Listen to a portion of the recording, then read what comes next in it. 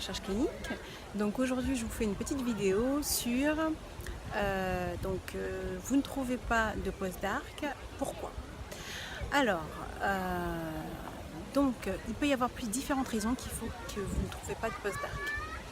Déjà, ça peut être au niveau de votre CV, donc ça peut être sur la forme ou sur la forme. Au niveau de la forme, ça peut être un CV qui peut être fouillis, brouillon.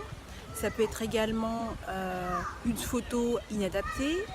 Ça peut être ou sinon un CV avec donc peu clair ou alors qui donne l'impression que vous manquez de rigueur.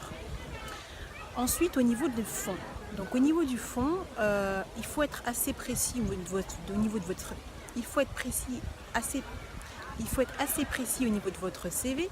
Par exemple, vous devez normalement noter les aires thérapeutiques, le nombre de centres, le nombre de patients sur lesquels vous travaillez, les différentes tâches que vous avez effectuées, bien dans les détails. Si vous avez fait du remplissage, si vous avez fait du monitoring, si vous avez fait des soumissions réglementaires, si vous avez fait du management de projet, tous les détails sur ce que vous avez fait exactement pendant votre mission d'ARC. Ensuite, en dehors du CV, ça peut être également l'aire thérapeutique sur laquelle vous travaillez. Par exemple, si vous postulez à des entreprises qui travaillent sur le cancer alors que vous avez travaillé sur la rhumatologie, il y aura peu de chances que ces sociétés-là vous recontactent, puisque ce qu'elles recherchent, c'est des experts dans le milieu, dans l'aire thérapeutique qui les intéresse.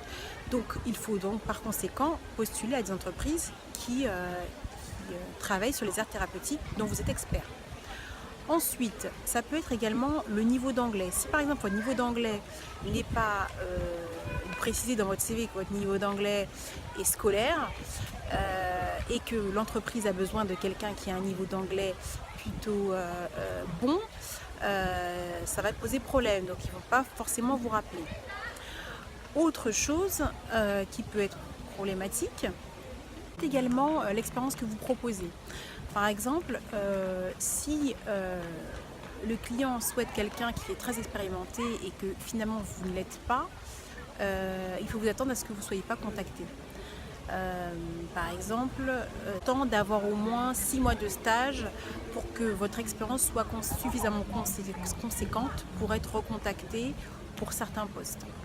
Donc, regardez si par exemple c'est précisé que débutant accepté, regardez le nombre d'années d'expérience qui est demandé. Par exemple, si il vous demande 1 année d'expérience et que vous avez 6 mois d'expérience, vous pouvez postuler. Mais par exemple, si on demande 5 ans d'expérience, c'est que vraiment le client recherche vraiment quelqu'un d'expérimenté et que là, les débutants ne passeront pas. Également, vous pouvez vous demander, est-ce que vous avez soumis votre CV à suffisamment d'entreprises?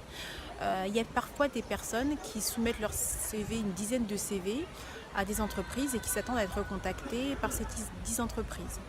Moi, je pars du principe qu'il faut envoyer pas moins de 70 CV ciblés à des entreprises. Donc, quand je dis ciblé, vous avez cherché des annonces, vous avez trouvé des annonces, ou alors vous avez des contacts, des personnes que vous connaissez qui peuvent faire passer votre CV à des recruteurs. Voilà, donc vraiment 70 CV ciblés, c'est-à-dire que vous correspondez au profil et vous soumettez votre CV. Donc 70 CV ciblés et j'estime qu'environ 10%, si votre CV est comme il le faut, etc., je dirais 10% de réponses. 10% de personnes qui vont répondre. Donc si vous envoyez 70 CV, vous devriez avoir au moins 7 personnes qui vous répondent pour faire passer soit des entretiens, soit ils vous appellent. Mais si vous envoyez une trentaine de CV non ciblés, il faut aussi vous attendre à essuyer des plâtres. Il faut vous attendre que ça puisse pas forcément réussir. Pensez également à bien choisir votre école de formation. Choisissez des écoles ou des masters qui ont un bon réseau. D'entreprises avec qui ils sont en contact et avec lesquelles ils pourront vous mettre en contact pour de futurs stages. Donc ça, c'est un point assez important, ça augmente votre chance de trouver des missions. et un poste dans le domaine de la recherche clinique. Pensez aussi également qu'il faut avoir une certaine méthode quand vous recherchez un poste. Par exemple, si on vous appelle et que vous ne savez même plus de quelle société il s'agit, ça peut être un peu gênant. La personne se rend compte que finalement, ils ne sont qu'un numéro dans les entreprises que vous avez contactées, que vous avez tenté d'approcher. Donc ce serait un petit peu dommage d'être mal vu par rapport à ça. Donc il faut bien connaître les sociétés pour lesquelles vous postulez, être organisé dans vos recherches, avoir des tableaux de suivi et être capable de savoir quand est-ce que vous avez postulé à telle ou telle entreprise. Donc ça, c'est vraiment un minimum.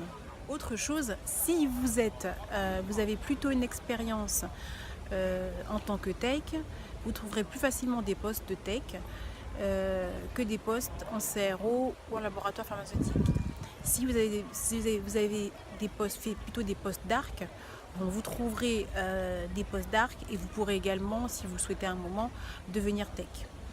Donc il faut vraiment prendre en compte cela en compte, parce que quand vous travaillez plutôt dans le public, vous aurez plutôt tendance à trouver des postes dans le public.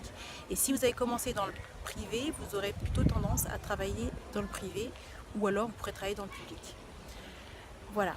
Bon bah écoutez, j'espère que ces petits conseils vont vous aider. Moi de mon côté, je suis en fait à Rawai, donc en Thaïlande, et je suis en train de regarder un beau coucher de soleil, un beau point de vue sur Rawai. Et donc je vais y aller, je vais aller regarder mon point de vue, et puis je vous souhaite bon courage pour vos recherches et à bientôt. Au revoir.